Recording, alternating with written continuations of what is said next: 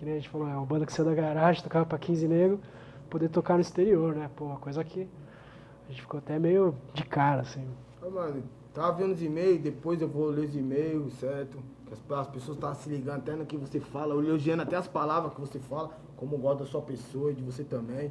Agora fala pra mim, mano, um pouco do novo CD, se você pode falar os projetos do novo CD, o que vocês estão fazendo no novo CD, o que já tá gravado, o que já tá feito, mano, qual é o projeto pra esse ano desse novo CD aí, mano, que o povo pode esperar desse novo CD aí, detalhes, mano, o povo quer saber de detalhes, mano, coisa que vocês não falaram em outro lugar, você fala, não, o nome da música tal, um clipe e tal, gravamos em tal lugar e tal. Então, a gente tá no meio do disco Cidade Cinza, do lançamento não, da divulgação, né, do Cidade Cinza, que é um disco que a gente gostou bastante, mas como eu falei, a gravadora fez um trabalho muito fraco, né, assim, pelo que ela já tinha feito antes, né.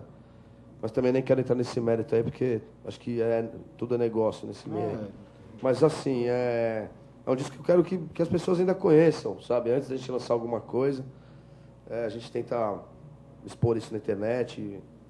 Eu compro um CD da gravadora e distribuo nos shows, assim, sabe? Moleque, eu vou com a cara, eu vou lá e dou, sabe? Troco uma ideia, eu vou lá, merece um disco, eu dou um disco. Só não trouxe aqui pra você que eu esqueci, né? Ele deu o disco pro moleque ali, chegou aqui e acabou. Não, então, mas vou mandar vários aí pra você. Mas aí, então, e a gente tá nessa discussão aí, se a gente vai ficar na gravadora ou não vai, né? A gente tá no final do contrato e antes de divulgar alguma coisa nova, a gente tá querendo resolver essa situação. A gente tem muitas músicas assim que ficaram fora dos outros discos e algumas novas.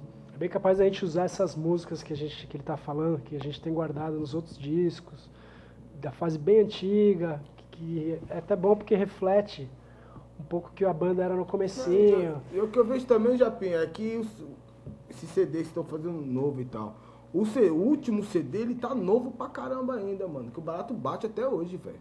Certo? Então eu acho que dá tempo de vocês regularizar tudo, por causa que as músicas do penúltimo disco, mano, tá na boca do povo até hoje, mano. E ainda Isso falando é muito gratificante, né, mano? Você perguntou de novidade e tal, talvez a gente lance, é bem provável que a gente lance uma música ainda, fazer um clipe, de repente tentar jogar na rádio, né? Jogar na internet, fazer uma música desse último disco ainda, Cidade Cinza. Que a gente Pra mim, sei lá, é o disco mais legal, assim, é o que reflete bem o que eu gosto de ouvir. E qual é a diferença desse disco pro penúltimo? Ou não, só quando lançar e o povo vai escutar ou é o Não, o Cidade Cinza é o que a gente está trabalhando, né? Qual a diferença desse pro penúltimo? Pro penúltimo, tirando o ao vivo, né, que foi o antes do Cidade Cinza, a gente, no Felicidade Santana, a gente testou outras influências, assim, mexemos na afinação, tentamos fazer uma sonoridade diferente dentro do que a gente já vinha fazendo, né? No Cidade Cinza a gente se aproximou mais do que era na época do Alguns Quilômetros de Lugar Nenhum, só que com umas letras assim que reflete mais a fase atual da banda, assim. Então acho que por isso que é um disco que eu gosto, consegui me expressar bem nesse disco aí. E as bases são bases que me agradam muito, assim.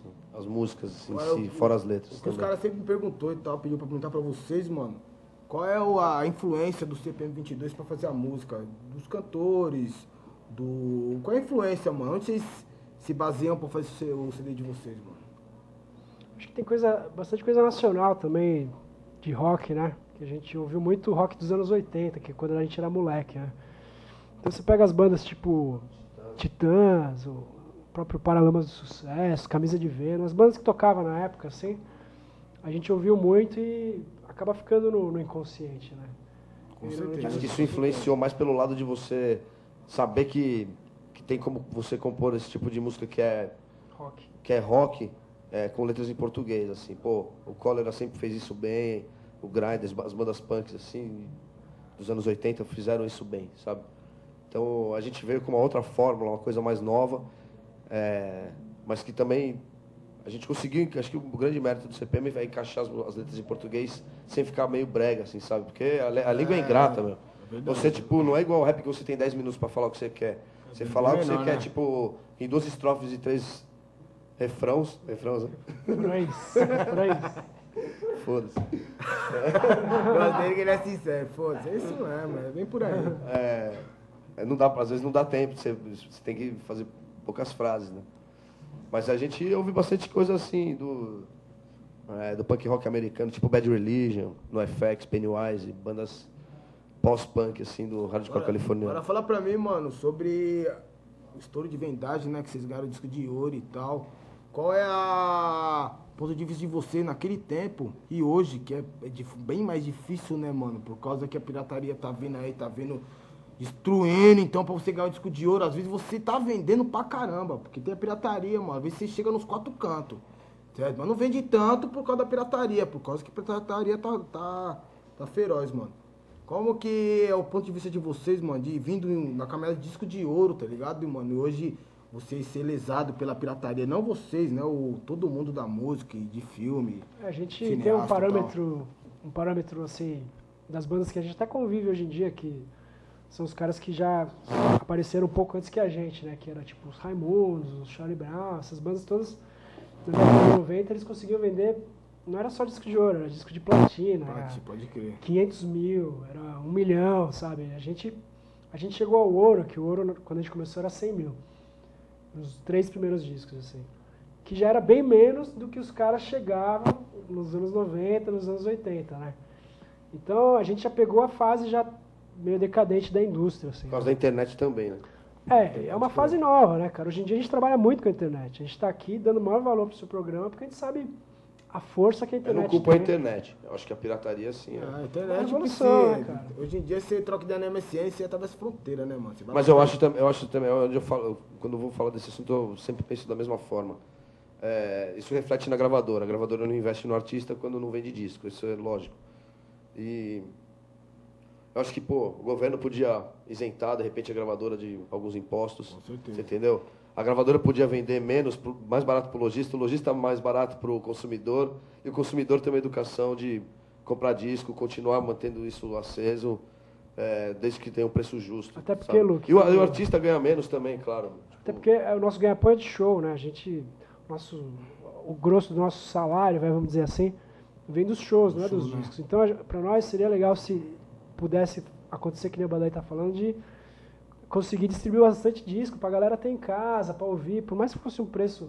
Porque eu sou da época que o primeiro CD que eu comprei era tipo 10 reais, 12 reais. Que hoje o CD também tá caro pra caramba. Então, eu já perguntei meu CD na loja assim, 33, não dá, eu não pagaria. 45 já vi no shopping, Você cara. entendeu? Eu não 45 pagaria, já Mas vi, todo cara. mundo tem que colaborar. E aí você pode cobrar do consumidor, do povo, falar, vou fazer uma campanha, vou comprar disco original. Agora, Mas aí você vai numa banquinha, tá 5 contos, E CD, o barato se o cara... é tipo isso assim, sem tirar a internet, que acho que a internet também, a gente foi uma banda que se beneficiou muito com a internet. até hoje a gente se E, eu baixo música, sacou, meu? Acho que não tem erro, meu. Isso democrático, uma né? realidade. E é sabe? democrático. né? Você perde de um lado e ganha do outro. e acarreta uma coisa com a outra, né, mano? Quando você só ganha dinheiro com show e precisa investir, mano, automaticamente o show fica um pouco mais caro também.